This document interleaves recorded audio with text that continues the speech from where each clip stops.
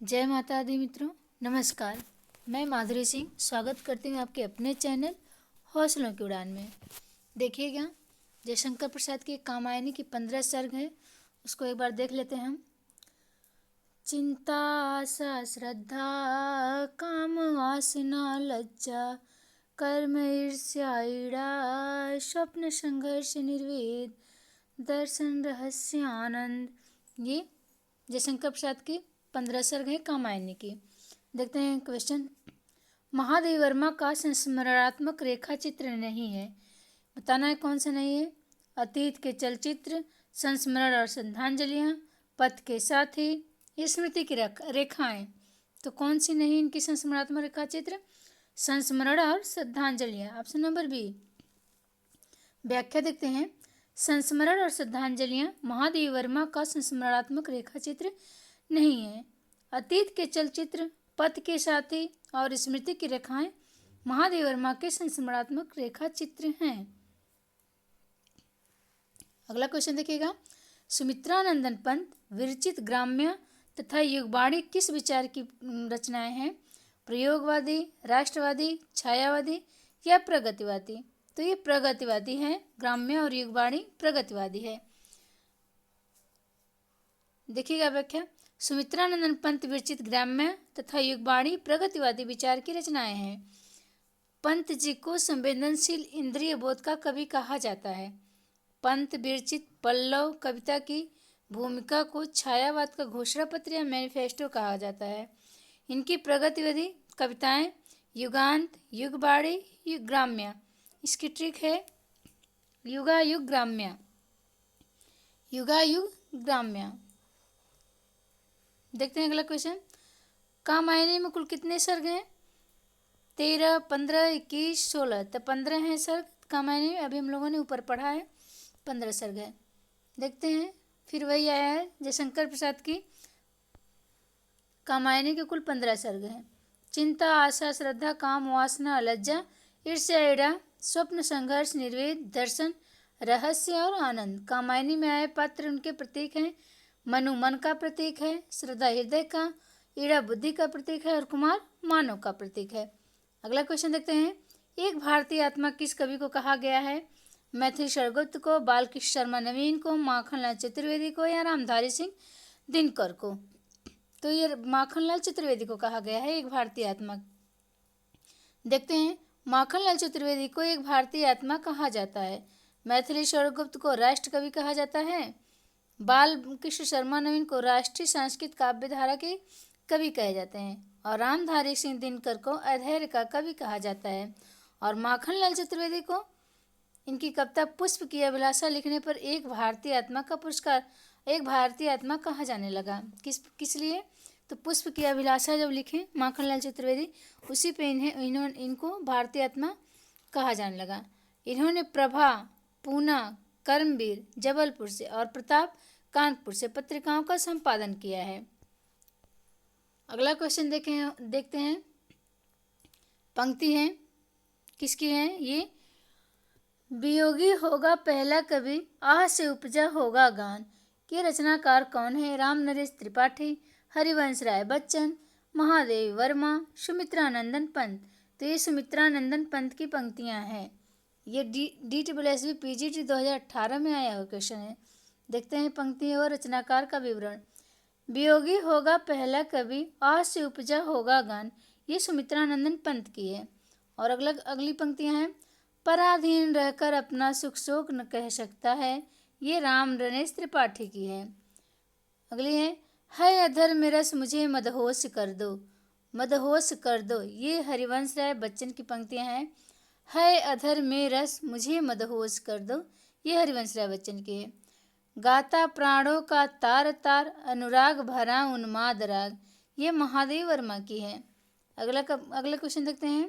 प्रकाशन वर्ष की दृष्टि से पंत की काव्य कृतियों का सही क्रम किस विकल्प में है? प्रकाशन वर्ष से सही बताना है। तो ग्रंथि 1920 की है, ग्रंथि 1920 की है और गुंजन ग्रंथि 1920 की, गुंजन 1932 की, युगांत 1936 की, युगवाणी 1939 की और स्वर्णधुली 47 की है। यही सही क्रम है, ऑप्शन नंबर ए। देखते हैं व्याख्या। प्रकाशन वर्ष की दृष्टि से सुमित्रानंदन पंत की काव्य कृतियों का सही कालक्रम निम्नलिखित है। ग्रंथि 1920 की, गुंजन 1932 की, युगांत 1936 की, युगवाणी 1939 की, स्वरध्वनि 1947 की है। अगला क्वेश्चन देखते हैं। इनमें से छायावादी काव्य से संबंधित कौन सा कथन सही नहीं है? सही नहीं बताना है कौन सा कथन काव्य से छायावादी काव्य से संबंधित कौन सा कथन सही नहीं है। देखिएगा, रहस्यवाद इसका प्रमुख अंग है। छायावादी काव्य से संबंधित है कि रहस्यवाद इसका प्रमुख अंग है। इसमें वेदना के आधार पर सहानुभूति की अभिव्यक्ति को प्राथमिकता दी गई, ये भी सही है। फिर इसमें रीतिकालीन और द्विवेदीकालीन कविताओं से भिन्न प्रकार के भावों की नए ढंग से अभिव्यक्त की गई, ये भी सही है। ध्वन्यात्मकता और लाक्षणिकता भी इसका एक प्रमुख घटक है, ये गलत है। तो ऑप्शन नंबर कौन सा सही होगा? सी। ऑप्शन नंबर सी सही होगा। व्याख्या देखते हैं। ध्वन्यात्मक और लाक्षणिकता की भी इसका एक प्रमुख घटक है। छायावाद के संबंध में यह कथन सही नहीं है। इसमें वेदना के आधार पर सहानुभूति की अभिव्यक्ति को प्राथमिकता दी गई है। रहस्यवाद इसका प्रमुख अंग है। इसमें रीतिकालीन और द्वैधयुगीन कविताओं से भिन्न प्रकार के भावों की नए ढंग से अभिव्यक्ति हुई है। उक्त तीनों कथन छायावादी काव्य के संबंध में सही है। अगला क्वेश्चन देखते हैं। नंद दुलारे वाजपेयी की समीक्षा पद्धति से संबंधित कौन सा कथन सही नहीं है? इसमें भी बताना है। नंद दुलारे वाजपेयी की समीक्षा पद्धति के से संबंधित कौन सा कथन सही नहीं है? देखते हैं। इन्होंने शुक्ल की समीक्षा पद्धति को ही आगे बढ़ाया है, ये कथन सही है। वे साहित्य की प्रगति द्वंद्वात्मक नहीं धारावाहिक मानते थे, ये भी कथन सही है। आचार्य नंद दुलारे वाजपेयी की समीक्षा के संबंध में उनके अनुसार श्रेष्ठ साहित्य की रचना युग चेतना को अंगीकार किए बिना संभव नहीं है, ये भी कथन सही है। तो शुक्ल के सिद्धांतों को यथावत स्वीकार कर छायावादी काव्य की सौंदर्य शास्त्रीय समीक्षा की है, ये प्रश्न गलत, ये कथन गलत है। आचार्य नंद दुलारे वाजपेयी की समीक्षा के संबंध में ये कथन गलत है। तो कौन सा सही होगा? ऑप्शन नंबर बी सही होगा। व्याख्या देखते हैं। शुक्ल के सिद्धांतों को यथावत स्वीकार कर छायावादी काव्य की सौंदर्य शास्त्रीय समीक्षा की। आचार्य नंद दुलारे वाजपेयी की समीक्षा पद्धति से संबंधित यह कथन सही नहीं है। छायावाद के संबंध में नंद दुलारे वाजपेयी की दृष्टिकोण आचार्य रामचंद्र शुक्ल के दृष्टिकोण से सर्वथा पृथक है। देखते हैं अगला क्वेश्चन। चंचल किशोर सुंदरता की मैं करती रहती रखवाली, मैं वह हल्की सी मसलन हूँ जो बनती कानों की लाली। ये उपयुक्त काव्यांश में किसका वर्णन किया गया है? श्रद्धा का, चिंता का, लज्जा का या आशा का? तो ये लज्जा का है। इसको हम कैसे याद करेंगे? चंचल किशोर सुंदरता की मैं करती रहती रखवाली, मैं वह हल्की सी मसलन हूँ जो बनती कानों की लाली। तो देखिए, लज्जा जब आती है तो कान लाल हो जाते हैं, कान या गाल लाल हो जाते हैं ना। तो इसी तरह हम याद करेंगे लाली, कानों जो बनती कानों की लाली। तो ये लज्जा सर्ग से ऐसे याद कर लेंगे कि लाल हो जाता है लज्जा जब आती है। तो व्याख्या देख लीजिएगा केवल। चंचल किशोर सुंदरता की मैं करती रहती रखवाली, मैं वह हल्की सी मसलन हूँ जो बनती कानों की लाली। उपयुक्त काव्यांश में लज्जा का वर्णन किया गया है। अगला क्वेश्चन देखते हैं। ओ जीवन की मरु मरीचिका, ओ जीवन की मरु मरीचिका, कायरता के असल विषाद। काव्यांश में किस भाव का उद्बोधन हुआ है? चिंता का, लज्जा का, आनंद का या आशा का? तो ये चिंता का। इसको कैसे देखेंगे हम? ओ जीवन की मरु मरीचिका, मनु जैसे कह रहे हैं, मनु जीवन की उनको जीवन की मरुस्थल जैसा मरीचिका देख रहा है, जीवन में मरुस्थल मरीचिका दिख रहा है कायरता के अलस विषाद में, तो उनको चिंता हो रही है। तो कह रहे हैं वो जीवन की मरु मरीचिका, तो उनको चिंता हो रही देख के, तो चिंता हो गया। ऐसे याद करने के लिए हम कह रहे हैं वो जीवन की मरु मरीचिका कायरता के अलस विषाद, काव्यांश में चिंता भाव का उद्बोधन हुआ है। अगला क्वेश्चन है, अगला देखिएगा। हाँ देखते हैं। उज्ज्वल वरदान चेतना का सौंदर्य जिसे सब कहते हैं, जिससे अनंत अभिलाषा के सपने सब जगते रहते हैं। प्रस्तुत पंक्तियां कामायनी के किस सर्ग से उद्धृत है? श्रद्धा सर्ग से, लज्जा सर्ग से, चिंता सर्ग से या आशा सर्ग से? तो ये लज्जा सर्ग से ये भी है। उज्ज्वल वरदान चेतना का सौंदर्य जिसे सब कहते हैं, जिससे अनंत अभिलाषा के सपने सब जगते रहते हैं, ये लज्जा सर्ग से है। देखते हैं व्याख्या। उज्ज्वल वरदान चेतना का सौंदर्य जिसे सब कहते हैं, जिससे अनंत अभिलाषा के सपने सब जगते रहते हैं। ये प्रस्तुत पंक्तियां कामायनी के लज्जा सर्ग से उद्धृत है। कामायनी की रचना जयशंकर प्रसाद ने 1935 ईस्वी में किया है। कामायनी एक महाकाव्य है। प्रसाद की अन्य रचनाएं उर्वशी, वन मिलन, प्रेम राज्य, ये जयशंकर प्रसाद की उर्वशी 1909 की है। वन मिलन भी 1909 की, प्रेम राज्य भी 1909 की है। अयोध्या का उद्यान 1910 का है। शोकोच्छ्वास ये भी 1910 का है। शोकोच्छ्वास। बब्रुवाहन ये 1911 का है।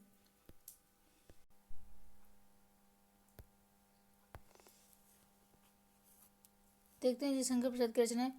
उर्वशी 1909, वन मिलन 1909, प्रेम राज्य 1909, अयोध्या का उद्धार 1910, शोकोच्छ्वास 1910, बब्रुवाहन 1911, कानन कुसुम 1913, कानन कुसुम 1913, प्रेम पथिक महाराणा का महत्व 1914, चित्राधार, झरना 1918, आंसू 1925 है। इसमें 133 छंदों का विरह प्रधान स्मृति काव्य है ये आंसू, और इसे हिंदी का मेघदूत भी कहा गया है आंसू को। लहर कब की है? लहर 1933 ईस्वी की है। अगला क्वेश्चन देखते हैं। वह एक और मन रहा राम का, जो न थका, जो नहीं जानता दैन्य, नहीं जानता विनय। काव्यांश में राम की किस विशेषता की ओर संकेत किया गया है? दृढ़ निश्चय का, समर्पण का, राम की कर्मशीलता का या निरंतरता का? तो ये दृढ़ निश्चय की ओर संकेत किया गया है। व्याख्या देखते हैं। वह एक और मन रहा राम का, जो न थका, जो नहीं जानता दैन्य, नहीं जानता विनय। काव्यांश में राम के दृढ़ निश्चय की ओर संकेत किया गया है। उपयुक्त पंक्ति राम की शक्ति पूजा से ली गई है। राम की शक्ति पूजा 1936 ईस्वी की निराला की लंबी कविता है। यह अनामिका कविता संग्रह में संग्रहित है। इस कविता का मुख्य विषय सीता की मुक्ति है, राम रावण का युद्ध नहीं। अगला क्वेश्चन है। राम की शक्ति पूजा कविता की प्रारंभिक कवि पंक्ति हैं। प्रशमित है वातावरण, निमित्त मुखासंध कमल। इसमें बताना है कि कविता की प्रारंभ पंक्ति कौन सा है। रघुनायक आगे यमुनी पर नवनीत चरण, उतरा ज्यों दुर्गम पर्वत पर नैसा अंधकार, रवि हुआ अस्त, ज्योति के पत्र पर लिखा अमर। तो इसी से शुरू होता है, इसी कविता से प्रारंभ होती है, इसी पंक्ति से राम की शक्ति पूजा कविता प्रारंभ होती है। रवि हुआ अस्त।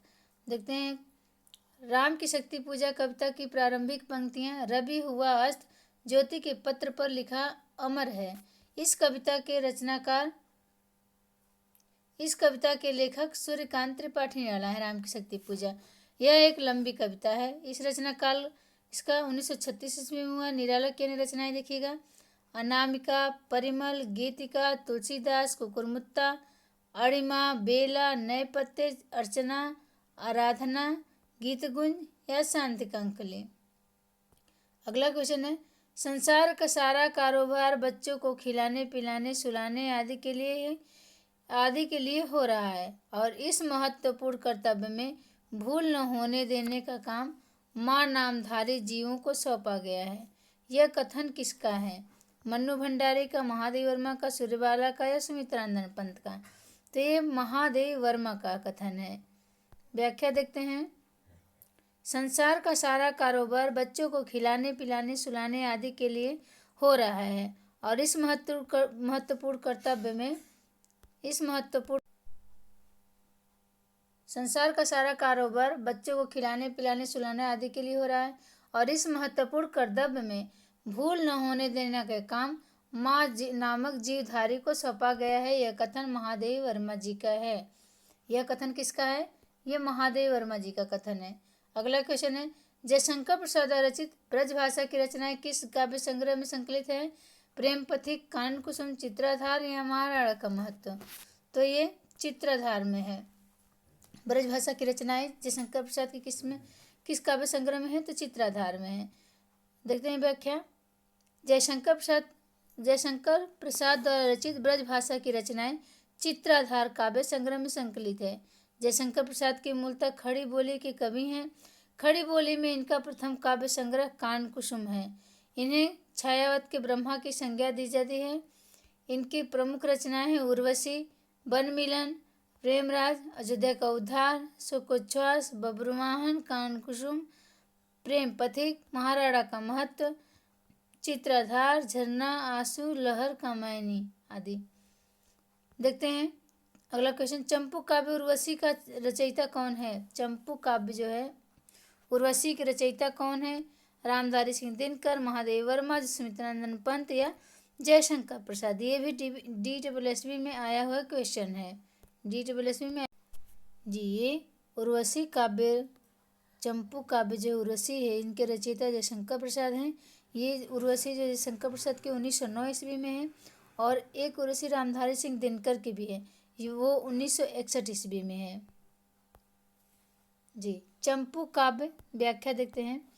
चंपू काव्य उर्वशी के रचयिता जयशंकर प्रसाद हैं। यह जयशंकर प्रसाद की प्रथम पुस्तकालय रचना है। इसका प्रकाशन वर्ष 1909 ईस्वी में हुआ है। 1909 ईस्वी में हुआ था। दिनकर की 1961 ईस्वी में जो दिनकर की उर्वशी है ये गीत नाट्य है माना जाता है। दिनकर की जो उर्वशी है वो गीत नाट्य है और जैसे जयशंकर प्रसाद की उर्वशी 1909 ईस्वी में वो एक चंपू काव्य है। दिनकर को इसी कृति पर 1972 ईस्वी में भारतीय ज्ञानपीठ पुरस्कार प्राप्त हुआ था। अगला क्वेश्चन है, कामायनी के प्रमुख पत्र ईड़ा किसका प्रतीकार्थ है? तो ईड़ा बुद्धि का प्रतीक है ना जी।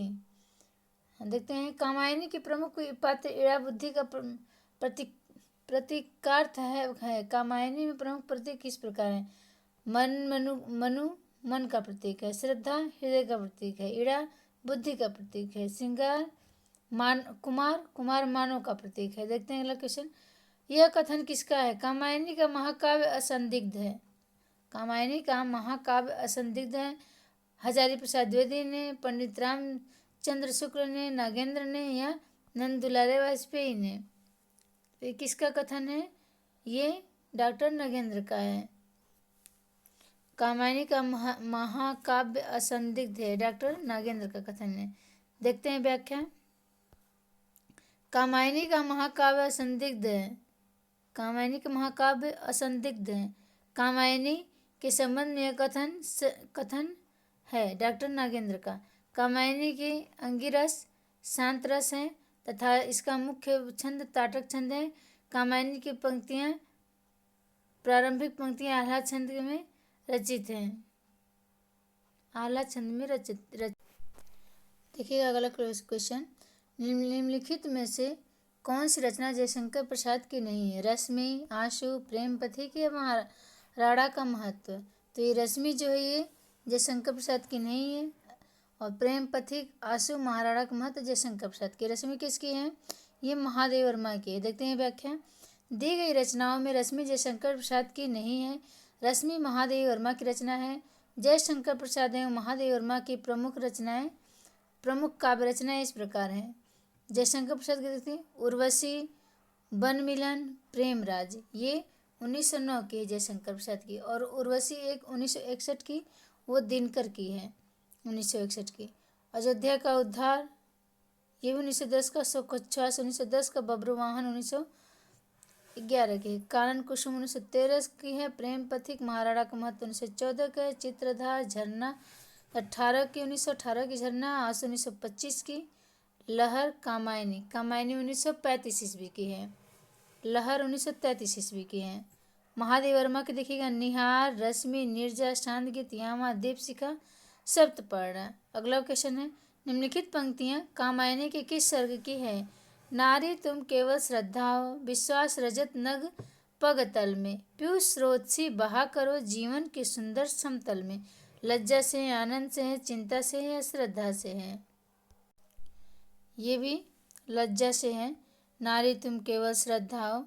देखते हैं व्याख्या।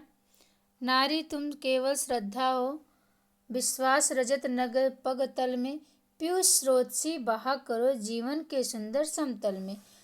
उक्त पंक्ति जयशंकर प्रसाद की कामायनी महाकाव्य के लज्जा सर्ग से ली गई है। अगला क्वेश्चन है, कामायनी में किस दर्शन की अभिव्यक्ति मिलती है? जैन की, बौद्ध की, अद्वैत की या शैव की? तो शैव की मिलती है। जयशंकर प्रसाद कृत कामायनी 15 सर्गीय महाकाव्य कामायनी में शैव दर्शन की अभिव्यक्ति मिलती है। आचार्य शांति प्रिय द्विवेदी ने कामायनी को छायावाद का उपनिषद कहा है और इसमें समरसतावाद एवं आनंदवाद की उद्भावना हुई है। अगला क्वेश्चन है, यह कथन किसका बताना है? वस्तु विन्यास की दृष्टि से कामायनी को दुखांत रचना मान लेना कोई आपत्ति नहीं है। पंडित मुकुटधर पांडे का है, पंडित नंद दुलारे वाजपेयी का है, शंभुनाथ सिंह का है, रामनरेश त्रिपाठी का है। तो पंडित नंद दुलारे वाजपेयी का है। वस्तु विन्यास की दृष्टि से कामायनी को दुखांत रचना मान लेने में कोई आपत्ति नहीं। यह कथन नंद दुलारे वाजपेयी का है। देखते हैं अगला क्वेश्चन, निराला दार्शनिक कवि हैं। यह कथन किसका है? ये नंद दुलारे वाजपेयी का है, रामविलास शर्मा का है या डॉक्टर नागेंद्र का है या हजारी प्रसाद द्विवेदी का है? तो निराला जो है सूर्यकांत त्रिपाठी निराला दार्शनिक कवि हैं। ये किसका कथन है? तो ये डॉक्टर रामविलास शर्मा का। दार्शनिक शर्मा आ रहा है ना, तो दार्शनिक कवि हैं। देखते हैं व्याख्या। निराला दार्शनिक कवि हैं, यह कथन रामविलास शर्मा की है। आचार्य रामचंद्र शुक्ल के अनुसार बहुवस्तु वर्षनी प्रतिभा निराला जी में है। निराला को ओज, औदात्य और विद्रोह का कवि माना जाता है। निराला को छायावाद का सलाका पुरुष भी कहा जाता है। अगला क्वेश्चन है, शैव दर्शन के आनंदवाद पर आधारित रचना है। शैव दर्शन के आनंदवाद पर आधारित रचना चंद्रगुप्त, लहर, कामायनी या आंसू? तो ये शैव दर्शन के आनंद पर आधारित जो है कामायनी है। कामायनी एक महाकाव्य है जिसकी रचना जयशंकर प्रसाद ने की थी। कामायनी की रचना 1935 ईस्वी में की गई है। इसमें 15 सर्ग हैं प्रसाद के। अन्य देखिएगा, उर्वशी, बनमिलन, प्रेमराज, जजुदय का उद्धार, शोकोच्छ्वास, बब्रुवाहन, कानन कुसुम, प्रेम पथिक, महाराणा का महत्व, चित्रधार, झरना, आंसू, लहर आदि हैं। अगला क्वेश्चन है, बच्चन जी की मधुशाला की विधा क्या है? निबंध है, काव्य है, संस्मरण है या नाटक है? तो ये काव्य है। बच्चन जी की मधुशाला की विधा काव्य है। देखते हैं व्याख्या। बच्चन जी की मधुशाला काव्य विधा की कृति है। इनके काव्य हैं मधुशाला, मधुबाला, मधुकलश, निशा निमंत्रण, एकांत, संगीत, आकुल, अंतर, सतरंगिनी, बंगाल का अकाल, हलाहल, मिलन, यामिनी आदि हैं। देखते हैं अगला क्वेश्चन। देखते हैं, गंधवीथी के रचनाकार हैं लीला जगुड़ी, लीलाधर जगुड़ी, सुमित्रानंदन पंत, रमेश चंद्र शाह या जगदीश गुप्त? तो गंधवीथी के रचनाकार कौन है? सुमित्रानंदन पंत। देखते हैं व्याख्या। गंधवीथी के रचनाकार सुमित्रानंदन पंत हैं। इनकी अन्य रचनाएं हैं उच्छ्वास, ग्रंथि, बीड़ा, पल्लव, गुंजन, युगांत, युगवाणी, ग्राम्य, स्वर किरण, स्वरधुली, युगपथ, लोकायतन, कला और बूढ़ा चांद, चिदम्बर आदि। अगला क्वेश्चन देखते हैं, कला और बूढ़ा चांद के लिए इनको क्या मिला था? सुमित्रानंदन पंत को साहित्य अकादमी पुरस्कार मिला था 1960 ईस्वी में कला और बूढ़ा चांद के लिए। देखते हैं अगला क्वेश्चन, छायावाद को मधुचर्या कहने वाले हैं हजारी प्रसाद द्विवेदी, डॉक्टर नागेंद्र या रामचंद्र शुक्ल या बाबू गुलाब राय? तो ये आचार्य रामचंद्र शुक्ल का कथन है, छायावाद को मधुचर्या कहा है। व्याख्या देते हैं, आचार्य रामचंद्र शुक्ल ने छायावाद को मधुचर्या कहा है। हजारी प्रसाद द्विवेदी ने कहा है कि विषय इसमें गौड़ होगा और कवि प्रमुख। डॉक्टर नागेंद्र ने छायावाद को ईश्वर के प्रति सूक्ष्म विद्रोह कहा है। हिंदी कविता में छायावादी द्विवेदी युग की नीरस उपदेशात्मकता और इतिवृत्तात्मकता के विरोध में आया है। छायावादी काव्य में कल्पना प्रधान भावन में युक्त कविता लिखी गई है।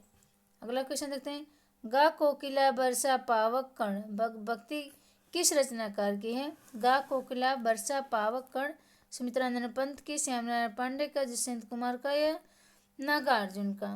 तो ये सुमित्रानंद पंत का है। देखते हैं व्याख्या। गा कोकिल बरसा पावक कण पंक्ति सुमित्रानंदन पंत की है। युगांत कविता की है, पंत की युगांत कविता की है। अन्य कविताओं की कुछ महत्वपूर्ण पंक्तियां हैं। चढ़ चेतक पर तलवार उठा रखता था भूतल पानी को, राणा प्रताप सिर काट काट करता था सफल जवानी को। ये श्याम नारायण पांडे जी का है, श्याम नारायण पांडे जी का। अगला देखिएगा। मत कहो आकाश में कोहरा घना है, यह किसी की व्यक्तिगत आलोचना है। यह दुष्यंत कुमार का है। अगला है। अमल धवल गिर के शिखरों पर बादल को घिरते देखा। ये नागार्जुन का है। अगला क्वेश्चन है। निम्न में से कौन सा सुमेलित नहीं है? अनामिका महादेव वर्मा का, वीणा पंत का झरना, जयशंकर प्रसाद का, सांध्याकांकली, निराला का। तो इसमें अनामिका जो है ये महादेव वर्मा का नहीं है, यही सही नहीं है। अनामिका महादेव वर्मा सुमेलित नहीं है, सुमेलन कीजिएगा। अनामिका ये निराला की है, सूर्यकांत त्रिपाठी निराला की है। वीणा ये सुमित्रानंद पंत की है। झरना झरना जी वीणा सुमित्रानंद पंत की, झरना जयशंकर प्रसाद की है। सांध्याकांकली ये निराला की है। नीरजा महादेव वर्मा की है। अगले क्वेश्चन देखते हैं। छायावाद को राष्ट्रीय जागरण की काव्यात्मक अभिव्यक्ति किसने कहा है? नामवर सिंह ने, नंदुलारे वाजपेयी ने, डॉक्टर नागेंद्र ने या रामस्वरूप चतुर्वेदी ने? तो नामवर सिंह ने कहा है छायावाद को राष्ट्रीय जागरण की काव्यात्मक अभिव्यक्ति। देखते हैं व्याख्या। छायावाद को राष्ट्रीय जागरण की काव्यात्मक अभिव्यक्ति नामवर सिंह ने कहा है। अन्य लेखकों के कथन देखिएगा। मानव अथवा प्रकृति के सूक्ष्म किंतु व्यक्त सौंदर्य में आध्यात्मिक छाया का भान मेरे विचार से छायावाद की सर्वमान्य व्याख्या हो सकती है। ये नंदुलारे वाजपेयी का कथन है। और छायावाद स्थूल के प्रति सूक्ष्म का विद्रोह है, ये नगेंद्र का है, डॉक्टर नगेंद्र का। छायावाद मूलतः शक्ति काव्य है, ये रामस्वरूप चतुर्वेदी का है। छायावाद मूलतः शक्ति काव्य है, रामस्वरूप चतुर्वेदी का है। अगला क्वेश्चन देखते हैं। निम्न में से कौन सी सुमेलित नहीं है? परिमल, निराला, पल्लव पंत, दीपशिखा महादेवी और दीपशिखा महादेवी प्रेम पथिक श्रीधर पाठक का। तो यही प्रेम पथिक जो है श्रीधर पाठक का नहीं है, ये गलत है। प्रेम पथिक श्रीधर पाठक नहीं है, ये जयशंकर प्रसाद का है। देखते हैं व्याख्या। प्रेम पथिक श्रीधर पाठक की सुमेलित नहीं है, नहीं दिया है ना। इसका सही सुमेलन प्रेम पथिक जयशंकर प्रसाद की है। इनकी यह रचना प्रथमतः ब्रज भाषा में सन 1909 ईस्वी में लिखी गई थी, जिसका इन्होंने खड़ी बोली में अनुवाद 1914 ईस्वी में किया। शेष विवरण प्रेम पथिक जयशंकर की, परिमल निराला की, दीपशिखा महादेव वर्मा की, पल्लव पंत की, गुणवंत हेमंत श्रीधर पाठक की है, गुणवंत हेमंत। अगला क्वेश्चन देखते हैं। प्रथम रश्मि का आना रंगड़े तूने कैसे पहचाना। ये पंक्ति काव्य किसके द्वारा लिखी गई? प्रसाद के द्वारा, पंत के द्वारा, महादेव वर्मा का द्वारा या निराला के द्वारा? तो ये सुमित्रानंदन पंत के द्वारा लिखी गई है। व्याख्या देखते हैं। प्रथम रश्मि का आना रंगड़े तूने कैसे पहचाना, ये पंक्ति प्रकृति के सुकुमार सुमित्रानंदन पंत द्वारा रचित है। ध्यातव्य है कि सुमित्रानंदन पंत छायावाद के 4 स्तंभों में से एक हैं। अगला क्वेश्चन है। निहार, रश्मि, नीरजा ये काव्य संग्रह किनके हैं? तो ये महादेव वर्मा के हैं। निहार, रश्मि, नीरजा काव्य संग्रह महादेव वर्मा के हैं। इनकी अन्य काव्य रचनाएं यामा, दीपशिखा, सांध्य गीत है। पंत की रचनाएं देखिएगा। सुमित्रानंदन पंत की पल्लव, ग्रंथि, वीणा, उच्छ्वास, गुंजन, युगवाणी, उत्तरा, चिदंबरा, लोकायतन, अतिमा। देखते हैं मुक्तिबोध की रचनाएं। चांद का मुंह टेढ़ा, भूरी भूरी, खाकदुली, अंधेरे में, ब्रह्म राक्षस। जय माता दी मित्रों, नमस्कार। अगर वीडियो आप लोगों को पसंद आए तो धन्यवाद।